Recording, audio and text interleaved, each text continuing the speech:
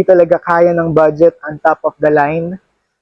Introducing the 2026 Expander GLX automatic transmission na may 19,000 all-in down payment at for only 23,000 monthly amortization lang to guys, kayang-kaya. So, under the hood, meron tayong 1.5 liter naturally aspirated gasoline engine. Ang mga headlights natin guys, combination na yun ng LED at halogen lamps.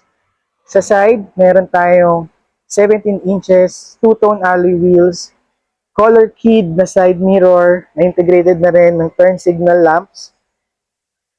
Inside the unit, yan, meron tayong 3-spoke leather wrap steering wheel, combination ng analog and digital meter cluster, touchscreen infotainment system, knob type na aircon control, automatic transmission, conventional na handbrake, 2 cup holders, at center console box.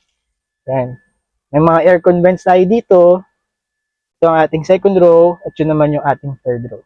So, 7 seating capacity to guys. So, mid-variant ng ating 2026 Expander variant.